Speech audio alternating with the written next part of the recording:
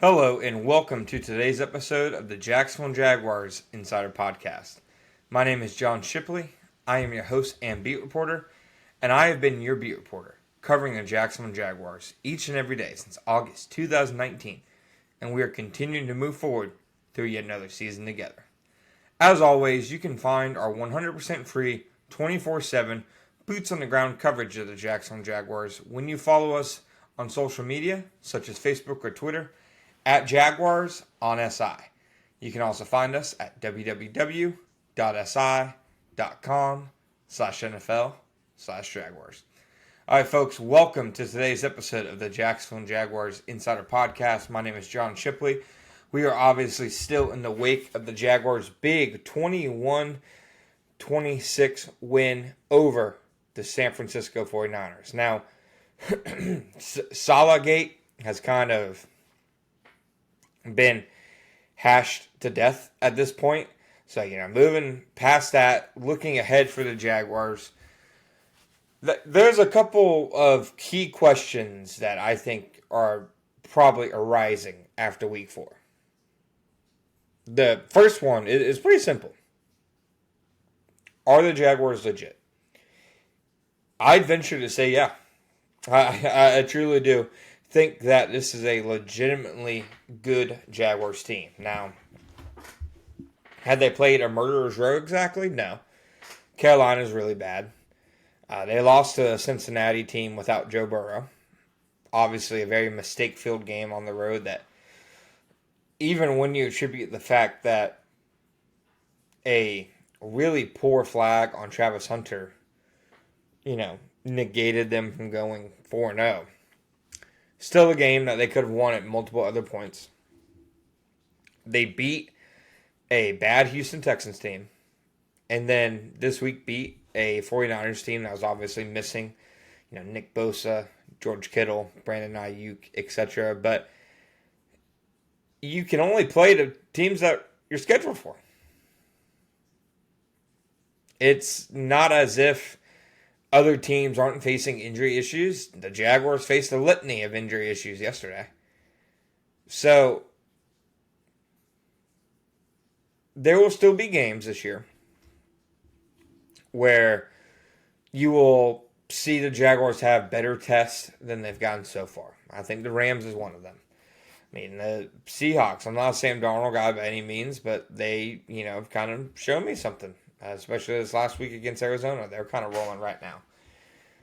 But I think that this is a Jaguars team that the defense is legit. Well, should they be expected to create 3 turnovers a game, each game through the rest of the season? No. That obviously isn't sustainable at that clip. Obviously, eventually, they're going to have to win a game without doing that. And at some point, the offense is going to have to, live without those opportunities in the field position that the defense has been creating for them. But there's stuff such as limiting the explosive plays to the air, especially compared to a year ago. Their ability to stop the run on early downs and force teams into those obvious passing situations.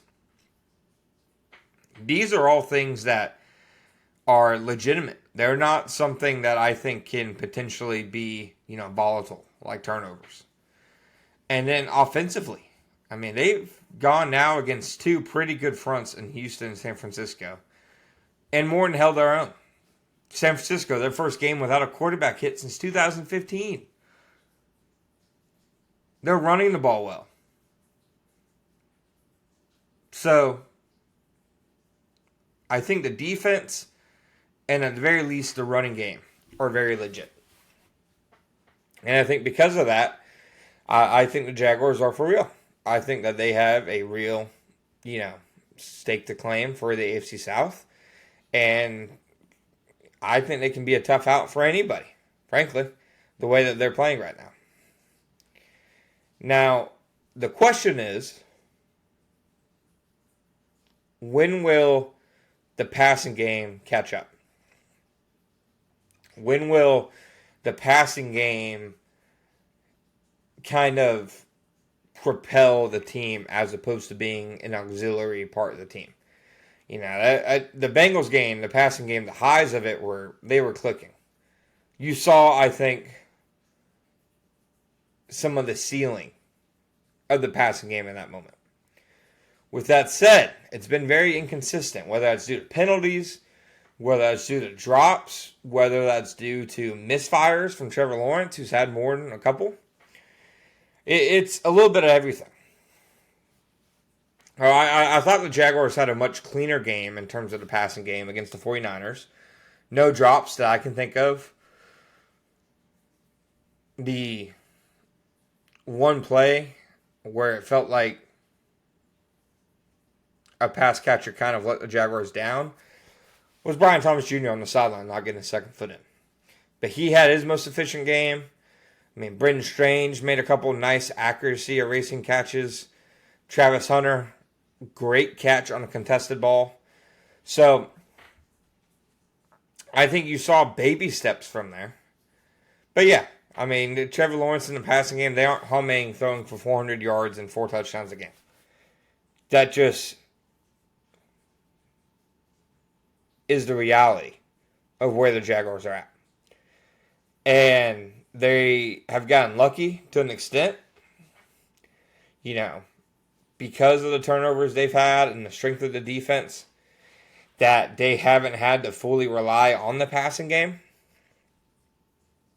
But nonetheless, the passing game has to take a bigger jump this week against the Chiefs and then next week against the Seahawks. It simply has to. The Jaguars need to get more out of Trevor Lawrence, out of Brian Thomas Jr., out of Travis Hunter to become a more complete and balanced team. Because they're running the ball really well right now. I mean, Travis Etienne had more yards before contact created for him on Sunday than he had in all of the 2024 season, which is bonkers. So, aspects of it are there.